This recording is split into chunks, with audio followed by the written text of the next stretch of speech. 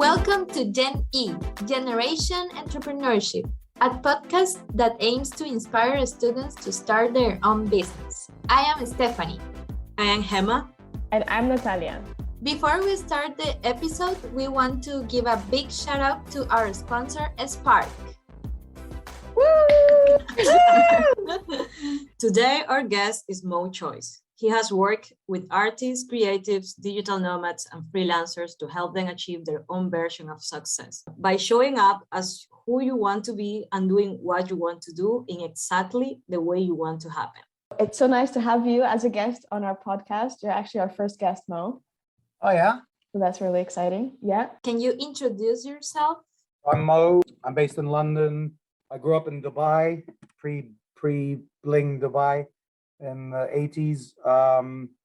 I started my first business when I was 16, trading CDs illegally. And then I started my first legal business, let's say, when I was 21. And as of now, I've co-founded 12 businesses. Well, this is my 13th now, but this is a consultancy more than a business. So you consider yourself a serial entrepreneur? I don't know. I don't know what serial means. I don't really know what entrepreneur means, to be honest with you. I started businesses and I ran them, and I succeeded in some and failed in others. And so I don't know. I don't really know how to distinguish between business owner, entrepreneur, investor, operator. I don't really know, because I know lots of entrepreneurs that never work in the business. So it's like, well, is that an entrepreneur then? And if you do work in the business, then are you also an entrepreneur? Then why don't we have different names then? Why is it the same thing? You know, it's like a biological parent versus a guardian parent. Like, just because it's your mom, if she doesn't raise you, is she still your mom? It's like that. It's the same thing with business. I don't really know what the difference is, but I've started and operated lots of businesses. Yes. Nice. And what do you believe is the purpose of entrepreneurship in people's life? So if the question is why would you start a business, right? If we break it down, why would you start a business? Well, it has to be to contribute something to someone, right? Mm-hmm. And probably you need more than someone to contribute something to, otherwise it doesn't become a business. Mm-hmm. And a better world means that the world is better for everybody, not just one group of people, or not to the detriment of a group of people. So you don't give someone a better world while damaging someone else's potential to have a better life. Mm-hmm. So for me, an entrepreneur is someone who's willing to risk a safer life, right? A safer life, a more comfortable life, let's say, to create a greater contribution to the world. It's something like that. So last time we spoke, you're coaching co-founders, and I think you're going through a change kind of not sure if you want to coach like two people together, or if it's more about the individual themselves and what they want. So how do you, what do you exactly do now, and how do you help people understand what their role is in entrepreneurship and why they want to do anything to do with entrepreneurship? Nati, coaching is only a part of it, right? There's consulting, there's mentoring, there's advising, there's training. So there's a whole bunch of things. It just depends on what people need. Often they don't know what they need. And so part of my job is to figure out, what do you need? Here's a good way of looking at it. There's only 3 problems that you're going to face, really. Where are we going, right? And I don't mean that physically. I mean metaphorically. Where are we going? Mm-hmm. Where are we heading? So they call it vision in business, right? Or legacy, you could call it, or mission. It doesn't really matter, but it's where are we heading? I want to make money. Well, how do you want to make money? There's lots of different ways of making money, right? So you got to figure out how you want to. That's to do with principles and values, right? And ethics and morals. That's not to do with actions or products or MVP or anything like that. That's to do with really the principles that will help you determine what you want to do. And then the final thing is, now that you know where you're going and how you want to get there, it's what do you need to do next, right? That's action. That's what. It's figuring out those 3 questions. Do you know where you're going, or do you know why you do what you do? Do you know how you want to get there? And do you know what to do next? And that question of what to do next is always the next question. This is a little bit separate topic, but if you're asking investors for money, you have to give them somehow more value than they think they're giving you. Do you have any experience of like pitching to investors and stuff like that? Yeah, so usually with an investor, you either need to give them something that they're missing from their portfolio that will help them. So imagine I had a coffee shop chain, right? And a co-working chain. And then you were a coffee bean supplier. And I say, wait, hold on. Well, we're paying a lot of money to get our coffee for our coffee shop chain and for the coffee in the offices. Why don't we invest in these guys and then we can get a deal? You know what I mean? So that's one way. That's complementary. But the other way also is really an investor's only going to give you money if they think they're going to make money. That's the return on value for them. Or if you're giving them access. So a lot of rich people will invest in sports franchises, or they'll produce a movie, or they'll do some sort of award ceremony because they want to get close to the actors and the famous people and the politicians. So that would be the value that someone else would pay, you know? So it just depends. But how do you know? You know, if you see someone with a crappy website and you're a website designer, then you tell them, I can build you a better website. I'm willing to do it for free. If you're a hairdresser and you see someone with a shitty hairstyle, you say to them, come to my, and I'll, you know what I mean? Like, so you can see what you think you can do that's better for them. You know, Stephen Bartlett, Social Chain? Yeah. You know, he's on Dragon's Den now. You guys should watch that if you haven't. You should start watching Dragon's Den because it's the first time they have a millennial. He's only 28 years old. You know, usually the dragons are all old school, old money, right? And someone messaged him a couple of years ago and said, I noticed you didn't have a Wikipedia page, so I created one for you. And he hired him. He hired him on the spot. He's like, do you want a job?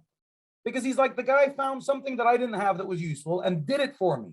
He didn't just message me and say, why don't you have a Wikipedia page? He went and created it for me. And he gave him a job. Damn. It's the same with the D-Rock guy that follows Gary Vaynerchuk around. He made a compilation of a Gary Vaynerchuk video, sent it to him, and said, I can follow you around and film you. And Gary Vaynerchuk didn't even think of that. And he said, fine, come on in. And he gave him a job. That's giving value. This idea is really related to how we come up with a team, right? When you start entrepreneurship, you usually need help, right? Because you don't have all the skills. What is your personal experience to found your team? So first of all, if you want to do anything that's meaningful, you need help, not just starting a business. Starting a business is quite tricky because often you don't have money, or if you do have money, you need it for other things. And by the way, now we're talking about how. So you see, Stephanie, that question was, how do you? Right? So I'm going to talk from a principle and values perspective rather than what I do. Because every business was different. If there was a copy-paste formula for successful business, everyone would just copy that formula. But it doesn't work that way because it's about evoking emotion. And there's no formula for evoking emotions. It depends on the mood. It depends on the time of, you know, the what's going on in current affairs. It depends on the attitudes. It depends on what everyone else is doing, which is people, essentially. And that's your question, Stephanie. What's the structure? Well, there's three of you. So who's doing what? Who's in charge Right? of what? So then you need your roles. And the right structure means the right people doing the right things at the right time. So the first question is, who do we need to deliver that strategy? Who do we need? And then you say, okay, where do we find them? And then you look for them, and then the market will determine often the cost. Because it's either a salary, which the market's going to determine, you can't decide the salary, or you say we'll take on freelancers or contractors or part-time people, or we'll give them a share in the company, and that's where the co-founder idea came. And when you say who do we need? Is that like skills? Yeah. Like okay. Yeah. Think of it as roles. So every role. So if you say role like content creator would be a role, right? The content creator is the role, right? Right. Then you'd split it between tasks and skills. So the tasks are what does the content creator need to do, right? And then the skills they need for that is competent with whatever video editing software, able to use, I don't know, Adobe Illustrator or whatever it is. Those are then the skills. And I guess in order to come up with this, you also have to know yourself, your own skills, and what is missing from the businesses that Yeah, because you guys can create this for yourself. You can list all the tasks that you need to do to run a successful podcast. All the tasks, and then you can combine, and then you can collectively write all the skills that you guys have, and then you'll figure out what's missing. Yeah, and then you have the systems. That's the final S, Stephanie, is the systems. How do you create something where someone else can do it? It's not relying on you. So if you leave the business, if you stop doing it, if you say to Natty, I don't like this podcast, I don't have time for this, I'm running my own successful business. And then we say, okay, well, we need someone else to come in, right? What systems have you put in place? And the systems have to be put in by the team, not by the bosses. When you started to mention like the skills and everything and how important it is to know it, can you tell us like where we can find that people, like, because when you start a business, you're really like, oh, okay, I need this, but where I can search for them? Well, it depends. Are you hiring or are you partnering, right? And is it a free? I mean, freelance. There's hundreds of freelance websites like Fiverr and people per hour and things like that. Upwork, right? Where you can find freelancers who charge you per hour or charge you per project. If you're partnering with people, there's lots of CoFounder websites. Find your CoFounder, blah blah. But I mean, the way I always did it was I just networked. I enjoy meeting people. I enjoy going up to them and talking to them, seeing their vibe, understanding a little bit about them from an observational point of view rather than from them showing me what they want to show me. And so most of the people I ever met in business were because I went to events, meetups, exhibitions, festivals, things like that. And I saw them either giving a talk or they had a stand and they were talking about something, or I saw them talking to someone and they seemed interesting. And I'd go and talk to them and I got to know them, and then I'd follow them on LinkedIn. I'd keep in touch with them. I'd invite them to a Zoom call. And it's just a gradual, there's no like, it was never, I never went into business with someone I didn't know well, right? I never just found a co-founder and said, oh, they've got the skills, put them in, because, well, you can do it that way, but then don't get upset if they haven't bought into your values and your vision. And I don't know how else to answer the question, Stephanie. Yeah, like, perfect. Like saying, where do I find a boyfriend? You know what I mean? Yeah, like, it's the same. How do I answer that? Right. Yeah, it's the same. Because like family. Hey, my nose. Yeah, it's kind of like going into a relationship with someone. If you're co-founding a business, it's such a big thing. A question that popped into my mind as you were explaining that is, when do we hire a freelancer or a contractor, and when should we find a co-founder? Or like not find a co-founder, but like choose to have a co-founder rather than a contractor? Well, again, if you can't explain the why and the how and the what properly, you're going to struggle to find anyone that's really aligned with you. And the more aligned, the closer you get to co-founder status, I would say. Right? Or core team, you can call it. It doesn't even have to be a co-founder, but like your core team, the team that's going to help you, right? Make decisions. You want a team that you trust, a team that understands what you're trying to do, a team that's thinking about it all the time. Because what's an entrepreneur? An entrepreneur doesn't switch off. An entrepreneur doesn't have a holiday, right? Whereas your staff, it's like it's 9 o'clock. It's 5 o'clock. I'm leaving. Or if they're working other jobs, it's like I've got a million other things to think about. I don't need to think about your business all the time. So that's the other thing. That's the other advantage of a co-founder. But I've seen lots of young people like you. They have a co-founder. I'm like, where's your co-founder? Oh, he's working 5 days a week. He gives us a couple of hours in the evening. What? That's not a co-founder.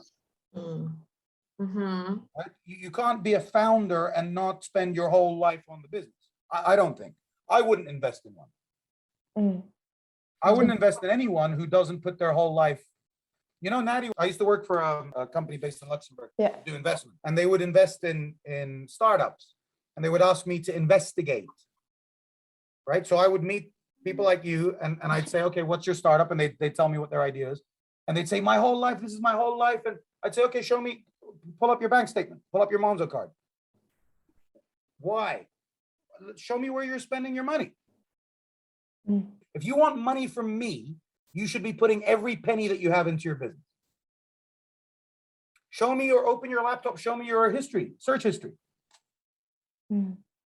That's how I know if someone's fully invested in a business or not. Because if they're going to Mykonos and they're buying, I don't know what, PlayStation 5, and it's like, well, why do you want money from me? If you have money to buy these things, why do you want money from us? People throw around co-founder because it's cool, it's enticing. Oh, I'm a co-founder. It's like, you didn't really co-found it though, did you? Natty founded it, and then you came in to do a job, but she couldn't afford to pay you, so you're just taking a title instead of a salary. But you're not really a co-founder. Right. Really. So what about like this, the side gig businesses, or like people working on their startup in the evenings after they finish their job, I guess, to, sustain themselves. Yeah. Yeah, but that's you doing it for yourself. That's not someone else doing it for you. So if you're working a job, or you're studying at Lund, right? Mm-hmm. And you have to study, and you have to put money on food in your mouth and money on the table and rent. And then you're coming back home and you're doing everything you can to start your own business. That's your life. Okay. But I'm not going to pay you for that. Right. And it's not something, you're not doing it for someone else. That's your side hustle. Right? It's not because someone asked you to do it and you decided to do it. And by the way, I'm not saying that doesn't work or it shouldn't work. I'm just saying I don't look at that as co-founding. If with staff, I don't hire staff if they're not fully in the business. Like if they're part-time and they have other things that I'm not interested. That's just me though. Fair enough. Because I know how hard it is to get a business off the ground. You know how I know? Because I did it. And I failed at it multiple times. And I failed at it because I didn't do the things that I'm advising you guys to. So being fully in it. Yeah. It's an all-in game. There's no Mykonos.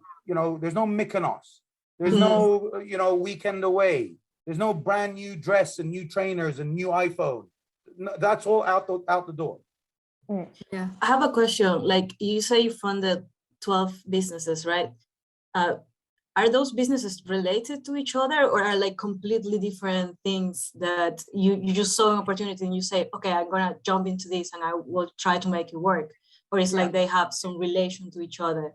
A mix. So the first business I invested in, actually, it was my cousin had started a photo shop. In the old days, we used to print photos because we didn't have phones, so we couldn't store photos, right? So we had to print them to see them. We didn't know what they looked like until we printed them, right? So he started a Photoshop chain, and he was looking for a partner. And my father and mother helped him out, and then I came and took over their share, and I became a partner of his. And then that went bankrupt because phones came out and people and email, and people stopped. And that was my first lesson, that I didn't think about the industry and the history and the future, and I didn't look far. I just thought, well, everyone's printing photos now, so it's a good business.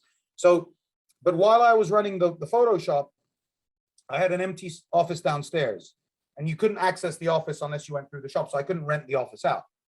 And I grew up in Dubai. This is in London, and I wanted to go back to Dubai. Dubai was becoming what it is now.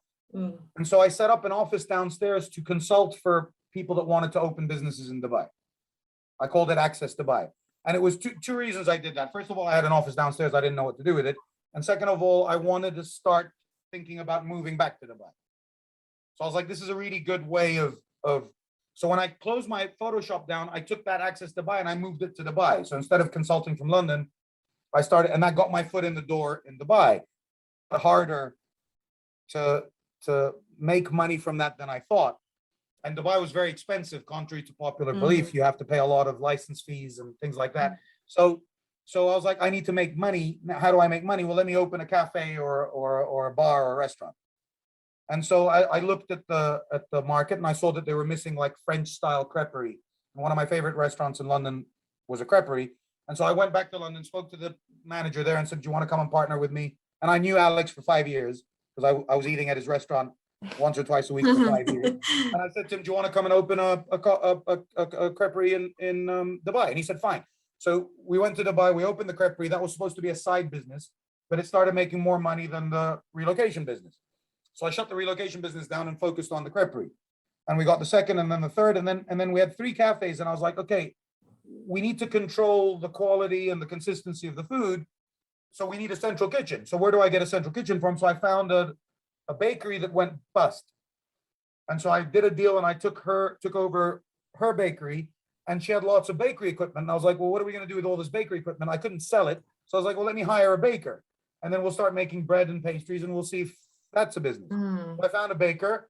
That became a real business. So we expanded the bakery, and that was made more money than the crepe cafe business. Wow.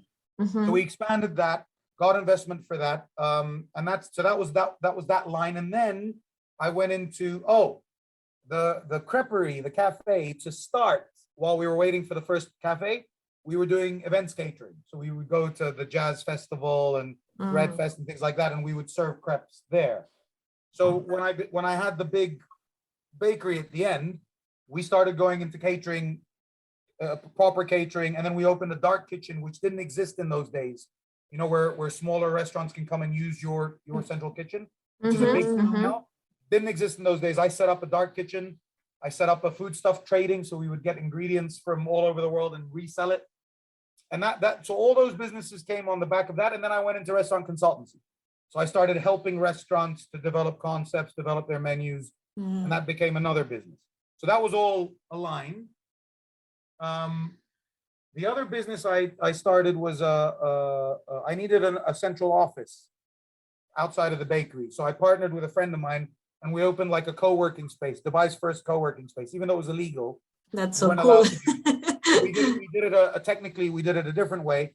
And that's when I started helping businesses with their strategy. That's how I got into this line of work. And then I started investing in businesses. So I invested in a training company. I invested in a food consultancy, and then I started a concierge service, because a lot of people were asking me for a booking in this restaurant and a booking in this club. And can you get me a deal? And we used to serve breads to all the hotels, so I could get good deals on the hotels. And I was like, I can make this a business. I can do concierge services. So I set up Dear Dubai. It was a concierge service for, your clubbing, hotel, airport needs, all that kind of stuff. And then that became an events company. And so I started running events. And then one of the most famous DJs in Dubai asked me to manage him, because he saw he was part of the events I was running, and he knew me and he trusted me. And I said, fine. So I partnered with him, and we set up a talent agency. And so we set up a DJ talent agency on the back of that. And then we went into production, and then we went into social media management, all on the back of that. So that was the 2 threads, food and entertainment, although they kind of merged. And then and then I invested in a fashion model agency. I lost like $300,000 in a year, biggest, because I had no idea what the hell I was doing. I was just a young man surrounded by pretty models, and I got my head turned, let's say. So that was another big lesson.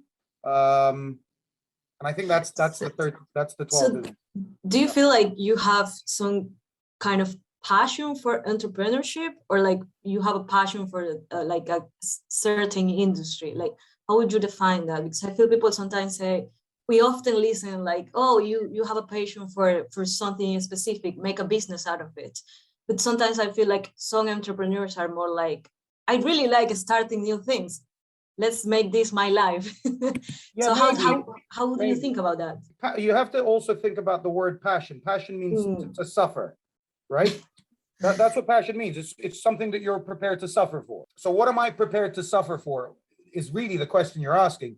I don't know if entrepreneurship is it. I think you touched on it a little bit I like starting things. I don't like monotony, which is, I think most entrepreneurs are like that. I don't like doing the same thing every day. Some people like that. It's like, just give me my job, give me my desk. I'll do the same thing every single day. Leave me alone. I think the workforce is split between creative people who like variety and people who like stability and consistency. I think that's true. So I'm on that side. But does that mean I have to be an entrepreneur? No. It could mean I'm a creator, inventor, artist. But I wasn't very good at any of those things, nor was I interested. So that's part of it. But the other part is I just didn't want to work for anyone. Right? I didn't trust anyone. Actually, I think that's what it comes down to. I didn't trust my parents. I didn't trust teachers. I didn't trust the bosses that I did work for when I was younger. And I was just like, I don't trust any of you. I don't believe in any of you. I want to do my own thing. And all the businesses I started there was some talent involved that I partnered with.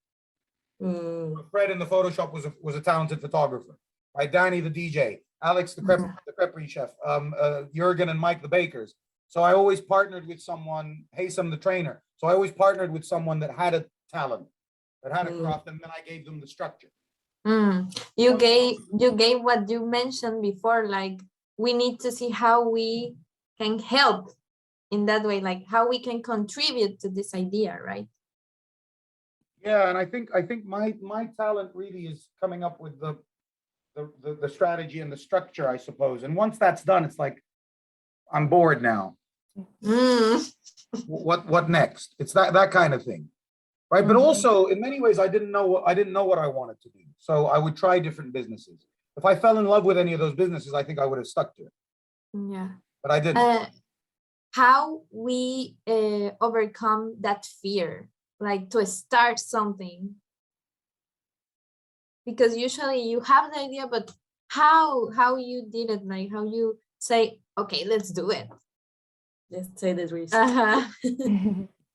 So I wasn't ever scared, and I'll tell you why. I think I never had it in my idea to start a family or settle down in a home or anything like that. So I didn't have this idea that people were going to be dependent on me. That's an important foundation, right? Yeah. Like if I mess up, no one's impacted. That's really important to think about, right? No one is impacted. So that's the first thing. The second thing is, if the business fails, what do I do? Okay, I'll get a job in McDonald's. Am I ready to do that? Yes. So then that means I don't have to carve a career out. I don't have to join a big five consultant or a bank, or because I'm happy to run a pub or run an event or open a food stand in a market and run that. I'm happy to do that. And so I had to test that. Am I happy to do this? So every business, the creperie, was just me and Alex, literally setting up the stall. I didn't hire anyone because I was like, I want to learn how to do this.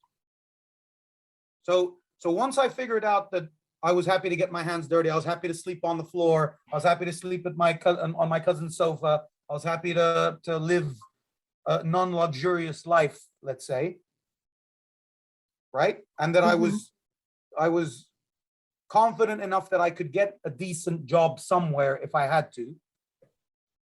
Then it was like, well, what's stopping me taking the risk? Right?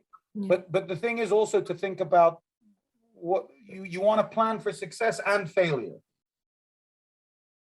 So you want to plan that if you are successful, what's going to happen, and if you do fail, what's going to happen, and you want to make sure you speak to whoever you need to speak to, like you call your brother and say, I might go bankrupt. Maybe I need to sleep in your house for 6 months while I recover from my failed business. Would that be possible? Rather than just showing up to the doorstep with all your stuff one day and he had no idea that was going to happen. What's going on? Yeah.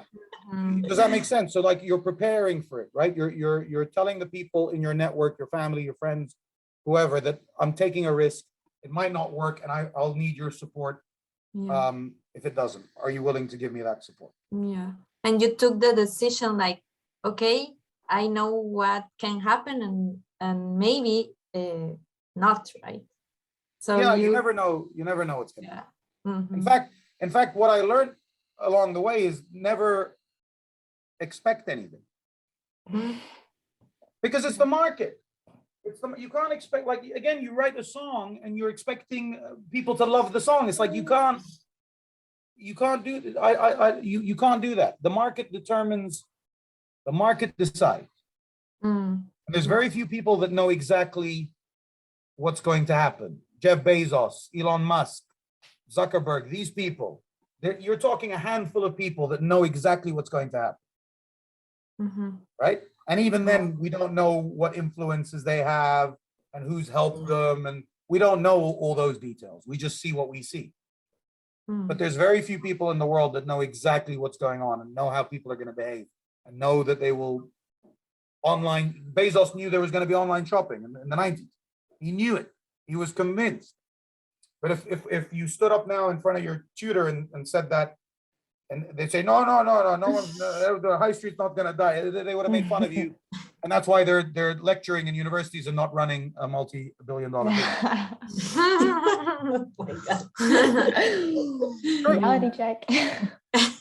Don't take advice from someone who lost or who's losing, Right. unless you're taking advice on the losing. So how do we take advice from the ones that are winning? How can we? Well, you want to pay attention, right? It's not so much advice. You want to pay attention to what they're doing and how they're doing it as much as possible. And I think what you're doing now, when we talked about why you're doing the podcast in part, but how is interesting, right? It's to learn, it's to come up with lessons, it's to find similarities. You don't want to find the anomaly.